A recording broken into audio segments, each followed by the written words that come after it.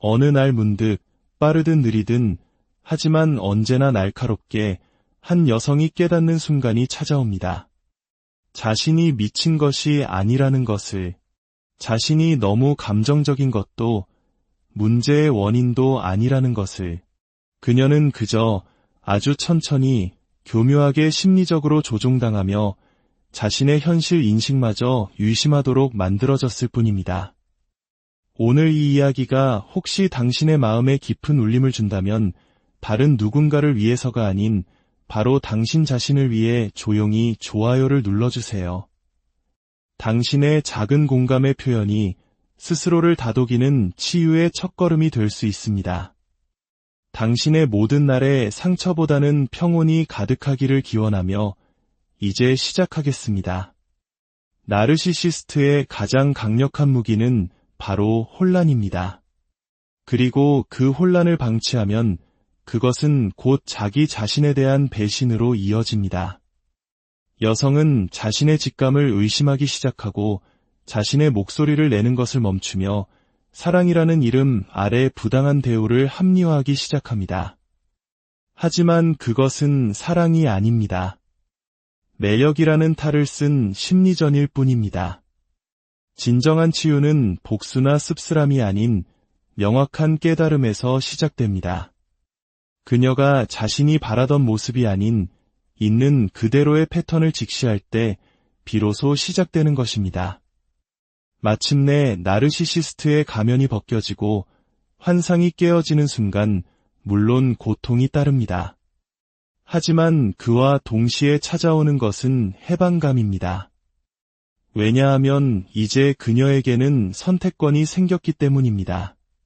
그리고 처음으로 그 선택은 온전히 그녀 자신의 것입니다. 자신의 정신이 온전한지 의심하게 만드는 것만큼 잔인한 일은 없습니다. 겉으로 보기에는 폭력처럼 보이지 않습니다.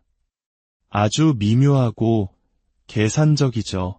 때로는 걱정이나 사랑, 혹은 장난스러운 농담의 가면을 쓰고 나타납니다. 하지만 그 이면에는 한 사람의 내면의 나침반을 완전히 해체하려는 지속적인 공격이 숨어 있습니다. 그리고 한번 그 나침반이 방향을 잃고 제멋대로 돌기 시작하면 그녀는 다루기 쉽고 유순한 존재가 되어버립니다. 이것이 바로 나르시시스트적 조종이 작동하는 방식입니다. 힘이 아닌 서서히 침식시키는 방식으로 말이죠. 비극은 이 침식이 한꺼번에 일어나지 않는다는 데 있습니다. 너무나 점진적이어서 알아차리기 힘듭니다. 그녀는 기억합니다. 처음에는 모든 것이 마법 같았다는 것을. 그는 그녀의 거울이 되어 주었습니다. 그녀의 꿈, 가치관, 그녀 안의 빛을 그대로 반사해 주었죠. 운명적인 연결이라고 느꼈지만 사실은 그렇지 않았습니다. 그것은 전략이었습니다. 나르시시스트는 관계를 맺는 것이 아니라 상대를 소모시키기 때문입니다. 그리고 그의 감탄이 필연적으로 경멸로 바뀌었을 때 그녀는 어찌할 바를 모릅니다. 어떻게 그렇게 아름답게 시작된 관계가 이토록 깊은 절망으로 끝날 수 있었을까요? 하지만 정말 무서운 부분은 이것입니다. 그녀는 처음에 그것을 알아차리지 못했다는 것입니다. 학대란 소리를 지르거나 분노를 터뜨리는 모습일 거라고 생각했지만 현실은 달랐습니다. 그것은 훨씬 미묘했습니다.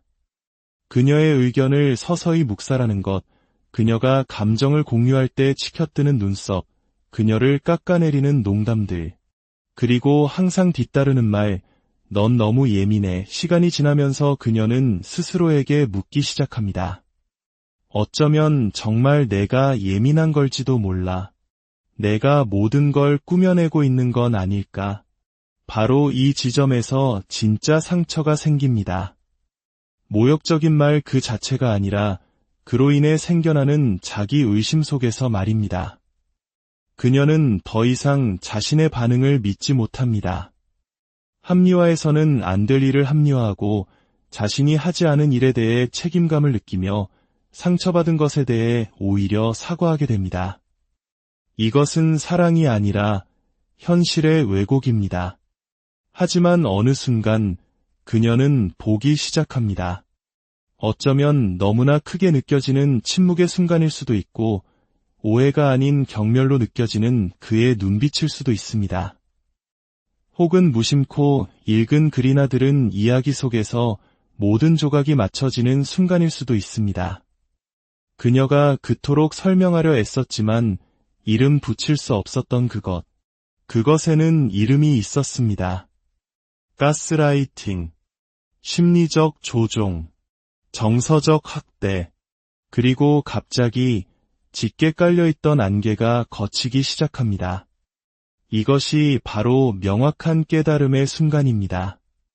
불꽃놀이처럼 화려하지도 승리의 찬 순간도 아닙니다. 오히려 정신이 번쩍 드는 냉정한 순간입니다. 이제 그녀는 자신이 알고 있는 진실과 자신이 견뎌온 과거를 화해시켜야 하기 때문입니다. 마음은 저항합니다. 그 관계의 아름다웠던 이미지를 지키고 싶어하고 모든 것이 진짜였다고 믿고 싶어합니다. 하지만 한 번 알게 된 것을 모를 수는 없고 한 번 본 것을 보지 않을 수는 없습니다. 진정한 치유는 바로 여기서 시작됩니다. 기분이 좋아지는 것에서가 아니라 명확하게 보는 것에서 말입니다. 왜냐하면 변화의 시작점은 감정이 아니라 명확한 인식이기 때문입니다. 그녀에게 더 필요한 것은 눈물이 아니라 진실입니다. 그 진실은 잔인할지라도 한편으로는 깨끗합니다. 혼돈과 변명, 부정을 가르고 나아갑니다. 감정은 납치당할 수 있지만 명확한 인식은 그럴 수 없습니다.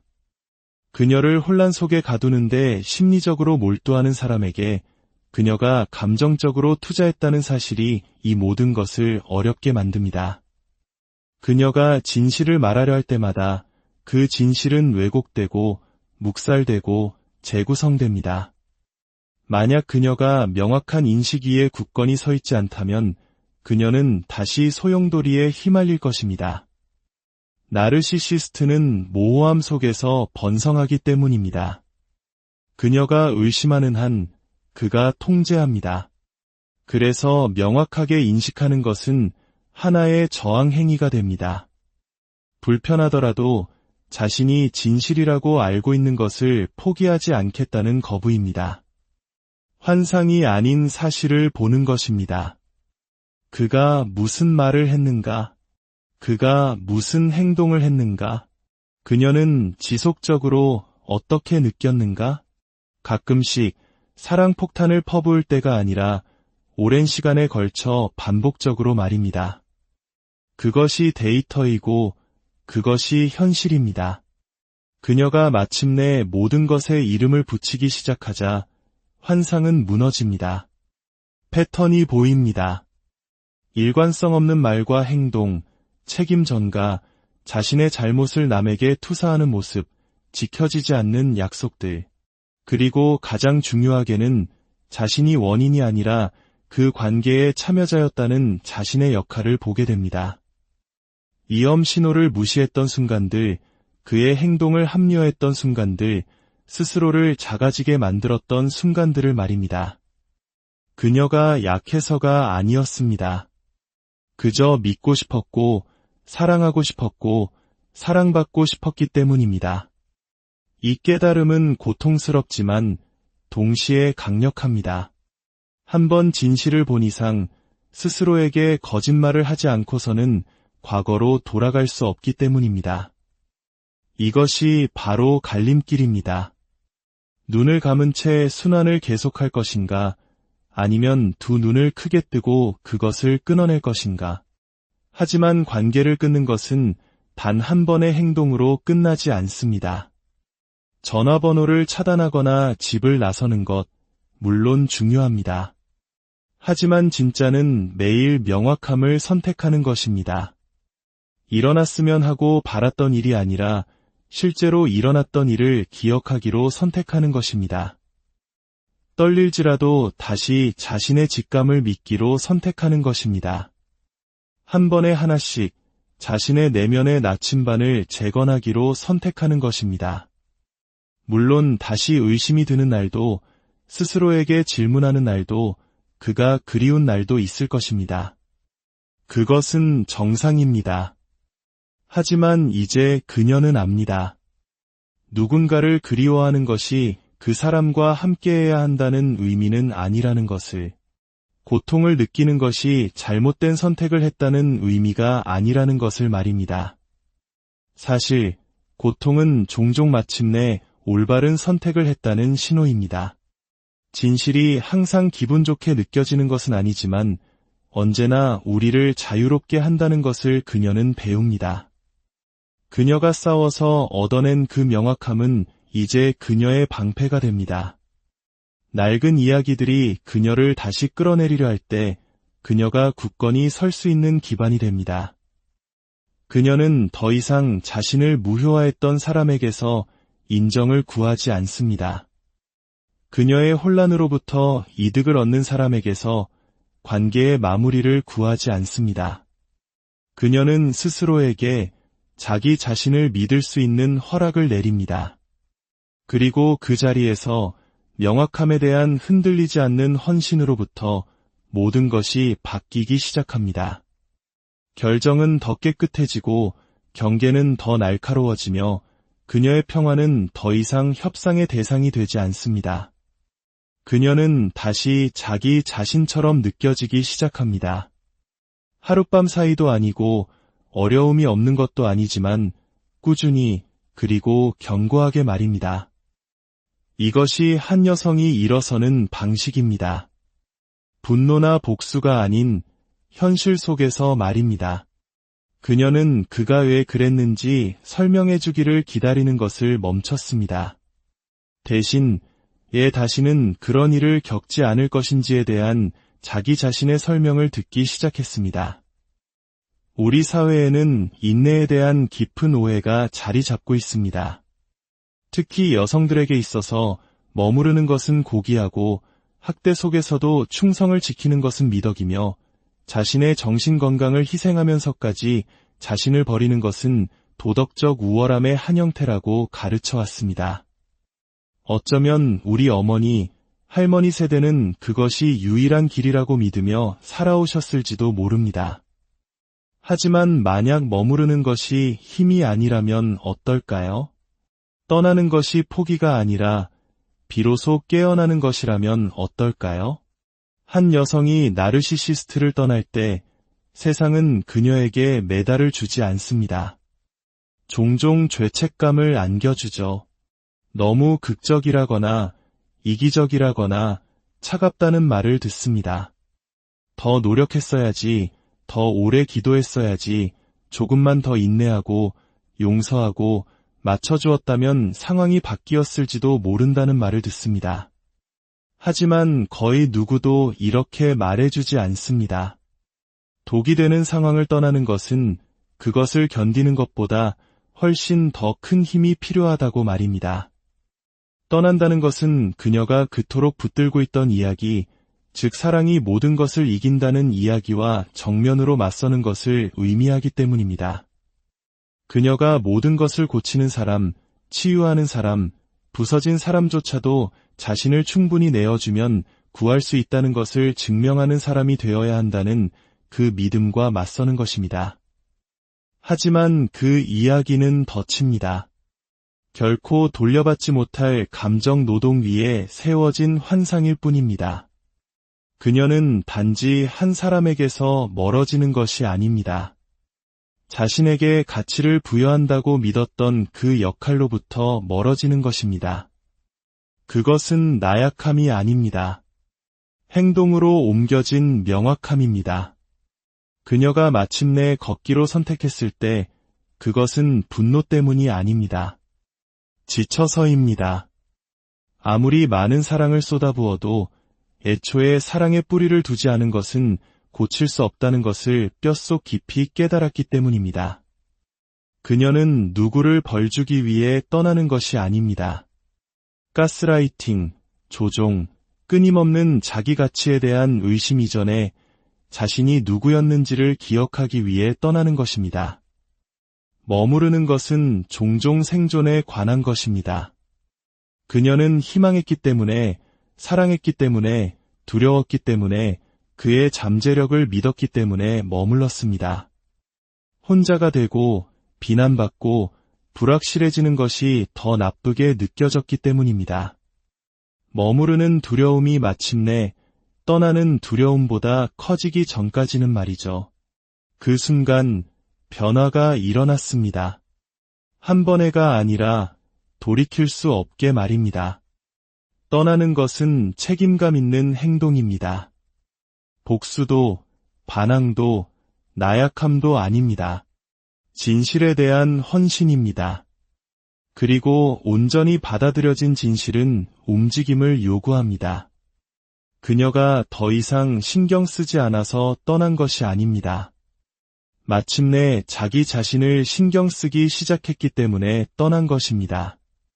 우리 솔직해져 봅시다. 자기 돌봄은 항상 부드럽지만은 않습니다. 거품 목욕이나 일기 쓰기가 전부가 아닙니다. 때로는 잔인한 결정을 내리는 것입니다. 자신의 평화를 지키기 위해 다른 사람을 실망시키는 것입니다. 고통으로만 이어졌던 다리를 불태우는 것입니다. 기능 장애보다 고독을 선택하는 것입니다. 그런 종류의 자기 돌봄은 칭찬받지 못합니다. 의심받습니다.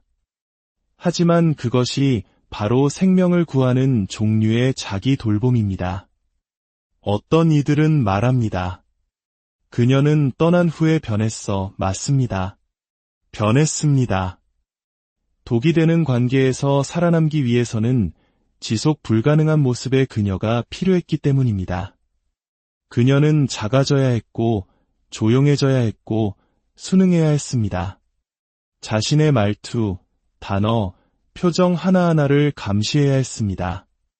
그것은 관계가 아니라 연기였습니다. 그리고 그녀가 걸어 나올 때 그녀는 그 의상을 벗어던지는 것입니다. 그렇습니다. 떠나는 것은 두렵습니다.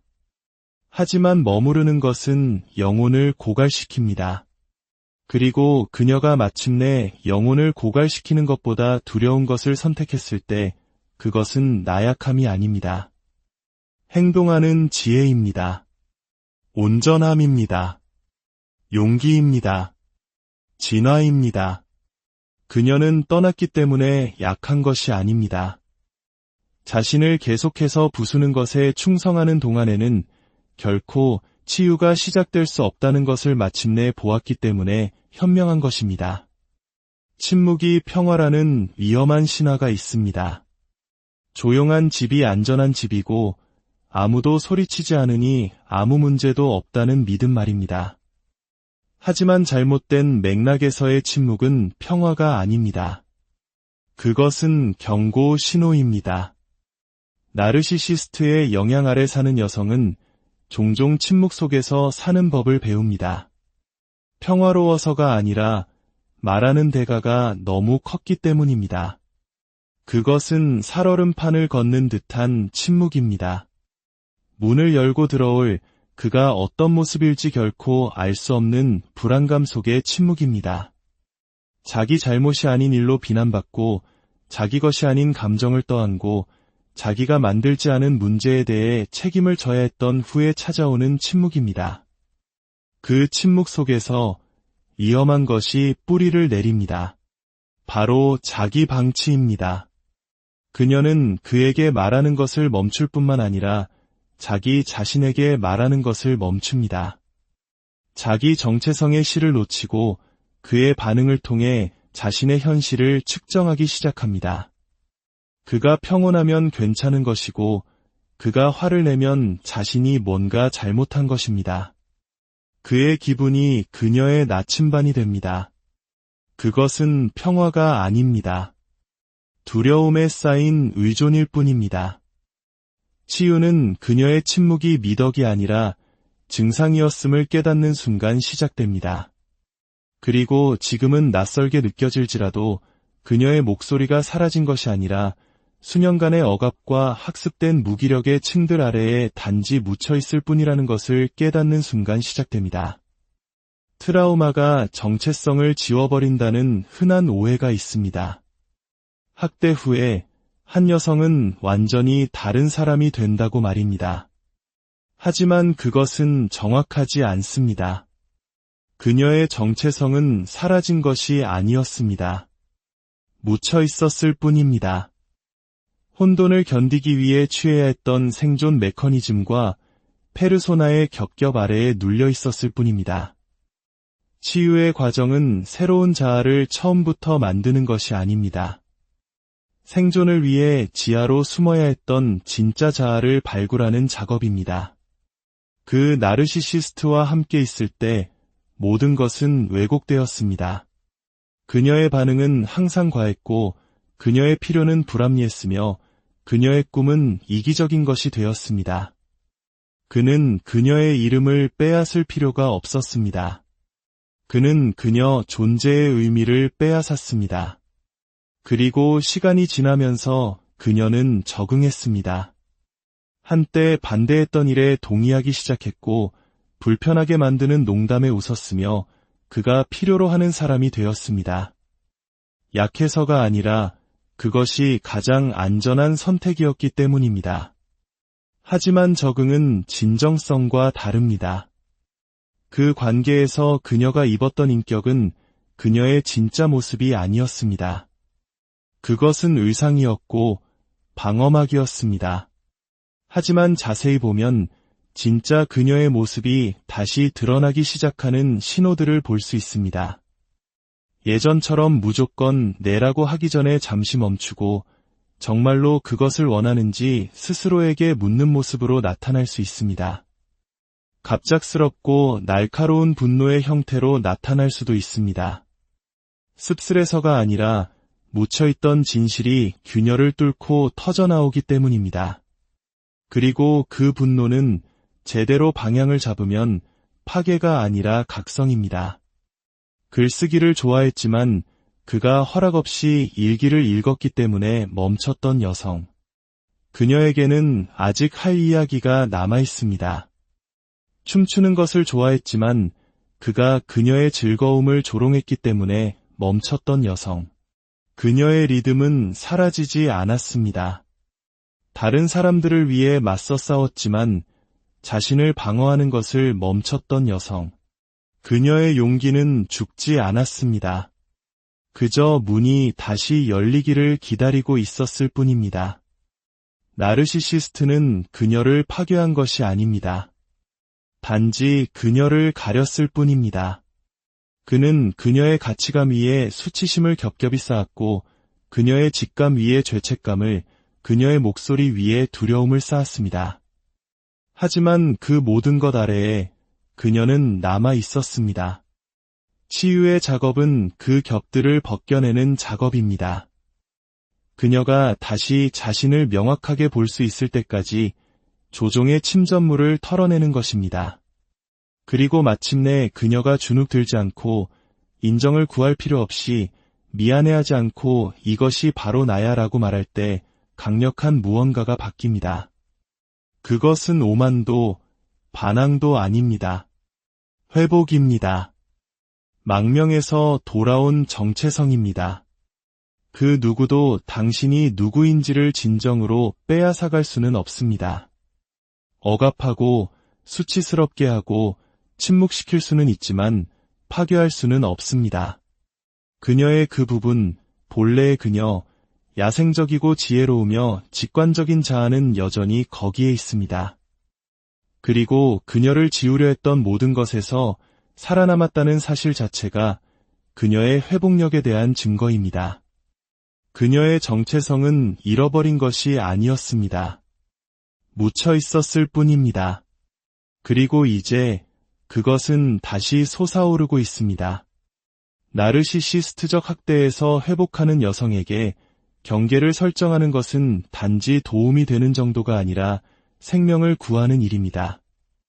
오랫동안 아니오라고 말할 때마다 차가운 침묵, 폭발적인 분노, 죄책감을 유발하는 말들이 뒤따랐기에 그녀는 안전히 수능을 통해 온다고 배웠습니다.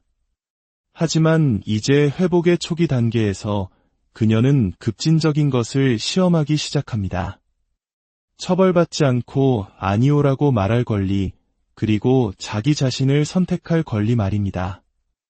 이것은 쉬운 전환이 아닙니다. 그녀는 경계를 위험과 버림받음과 수치심과 연관짓도록 조건화되었기 때문입니다. 하지만 현실에서 경계는 그녀가 자신의 가치를 인식하기 시작했다는 바로 그 증거입니다. 그녀가 마침내 선을 긋기 시작할 때, 이것은 내가 괜찮지 않아 라고 말할 때, 그것은 반항이 아니라 생존입니다. 한때 혼란만 있었던 곳에 명확함을 재건하는 것입니다. 벽은 항상 들어오지 말라고 말하지만 경계는 누가 어디까지 들어올지는 내가 결정해라고 말합니다. 그녀는 고립을 추구하는 것이 아니라 정서적, 심리적, 영적인 안전을 추구하고 있습니다.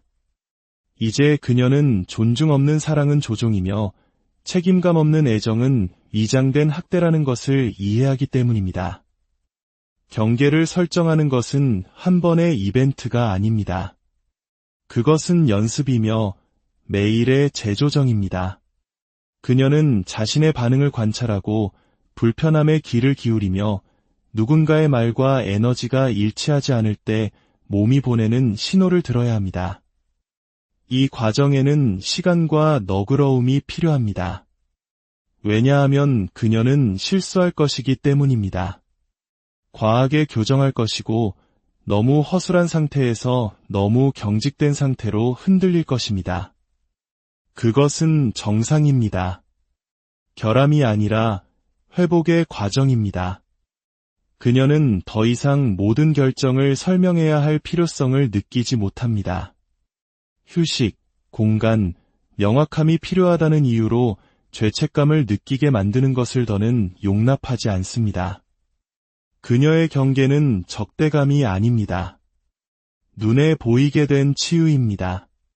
어느 순간 종종 조용하고 밖에서는 눈에 띄지 않는 순간에 그녀는 충분히 오랫동안 자기 자신과 마주 앉아 명확하게 보게 됩니다.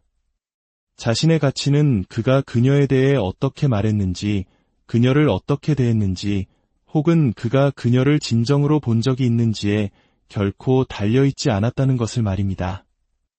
이 깨달음은 팡파르와 함께 오지 않습니다. 그것은 깊은 내면의 변화, 마치 수위처럼 그녀의 영혼을 덮고 있던 거짓말이 깨어지는 순간입니다. 선택받아야만 의미가 있다는 거짓말, 그의 사랑 혹은 사랑의 부재가 그녀의 가치를 정의한다는 거짓말 말입니다. 나르시시스트적 역학관계는 단지 잔인함에 관한 것이 아닙니다. 왜곡에 관한 것입니다. 당신은 그들의 거울 속에서만 당신의 모습이 존재한다고 믿도록 길들여집니다. 그들의 승인, 칭찬, 인정 없이는 당신은 본질적으로 보이지 않는 존재가 됩니다. 하지만 이제 거리의 고요함 속에서 그녀가 보는 것은 인정의 부재가 결코 진실의 존재를 의미하지 않았다는 것입니다. 그녀는 더 이상 자신의 정체성에 대한 단서를 찾기 위해 주위를 살피지 않습니다. 누군가가 자신을 선택해주기를 기다리지 않습니다. 오만에서가 아니라 생존을 위해, 진실을 위해 그녀는 자기 자신을 선택합니다. 그녀의 사랑에 대한 정의가 바뀝니다. 더 이상 강렬함이나 혼돈, 추격에 관한 것이 아닙니다. 공유된 진실, 상호 존중, 정서적 안전에 관한 것입니다. 이제 그녀는 이해합니다. 누군가 그녀의 가치를 인식하지 못한다면 그들을 설득하는 것은 그녀의 일이 아닙니다. 그냥 나아가는 것이 그녀의 일입니다. 생존하는 것과 살아가는 것 사이에는 차이가 있습니다. 폭풍을 그저 견디는 것과 홍수가 지나간 뒤 남겨진 땅에 새로운 것을 심는 법을 배우는 것 사이의 차이 말입니다. 그녀는 여기서 멈추지 않습니다. 더 나아갑니다. 건설하기 시작합니다. 트라우마에 대한 반응으로서가 아니라 진실에 대한 응답으로서 마침내 자신의 것인 삶을 구축합니다. 한때 그의 기분, 그의 필요, 그의 통제에 맞춰져 있던 삶이었습니다. 그녀는 자신의 세계가 아닌 그의 세계를 맴돌고 있었습니다. 하지만 이제 그녀는 묻기 시작합니다. 내가 정말로 원하는 것은 무엇인가? 어떤 삶이 나에게 정직하게 느껴지는가? 평화는 진정 어떤 느낌인가? 그녀는 한 번에 하나씩 삶을 건설합니다. 불안이 여전히 가장자리를 맴돌지만 아침에 일어나 스트레칭을 하는 하루. 더 이상 자신의 몸을 전쟁터로 보지 않기에 정성껏 자신을 위해 차린 한 끼 식사. 경계를 설정하고 그것에 대해 사과하기를 거부하는 한 번의 대화. 그의 비판 아래 오랫동안 묻어두었던 꿈을 적는 일기 한 페이지. 그녀가 진실을 더 많이 선택할수록 그녀는 더 많은 힘을 발견합니다. 시끄러운 힘이 아니라 조용하고 일관되며 영혼 깊은 힘입니다. 그녀의 치유는 과거를 지우는 것이 아니라 그것을 통합하고 사용하는 것을 의미합니다. 의도를 통해 변형된 고통은 지혜가 된다는 것을 이해합니다. 생존은 이야기의 끝이 아니라 훈련장이었습니다. 이제 그녀는 준비되었습니다. 씁쓸하지 않지만 분별력 있고 순진하지 않지만 희망에 차 있습니다.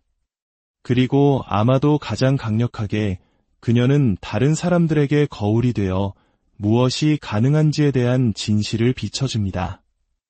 온전함은 전염성이 있기 때문입니다. 더 이상 사랑받으려고 애쓰지 않고 대신 진짜가 되기로 결심한 사람에게는 무언가 끌리는 힘이 있습니다. 인생이 쉬워지는 것이 아니라 정직해집니다. 그것이 더 낫습니다. 그녀의 이야기는 사랑에 의해 부서진 이야기가 아니라 진실을 통해 깨어난 이야기입니다. 나르시시스트는 결코 그녀의 운명이 아니었습니다.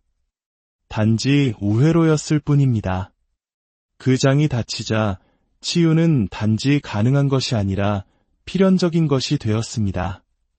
조종이 끝나면 명확함이 시작되고 통제가 멈추면 선택이 돌아옵니다.